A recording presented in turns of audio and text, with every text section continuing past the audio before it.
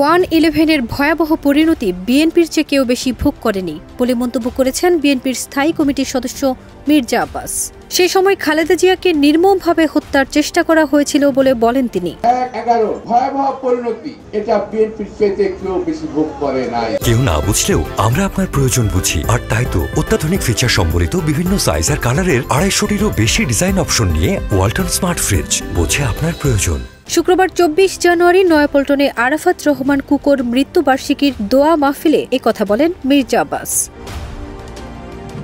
তিনি বলেন, বিএনপিকে ভারতের দালাল বা আওয়ামী লীগের দোসর বানানোর চেষ্টা করা হচ্ছে। যারা দলটিকে ভিন্ন শিবিরে ঠেলে দেওয়ার চেষ্টা করছেন তাদের পরিণতি ভালো হবে না।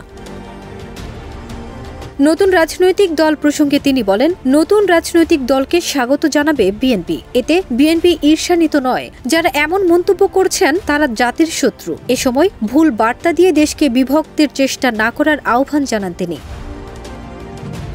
তিনি আরও বলেন, দেশের স্বাধীনতা ও সার্বভৌমত্ব রক্ষায় জিয়া পরিবারকে কঠিন পরিণতি ভোগ করতে হয়েছে। এ সময় বিএনপিকে দোষারোপ করা থেকে বিরত থাকার আহ্বানও জানান তিনি। ফারজানা নিকিতা, দেশ রূপান্তর।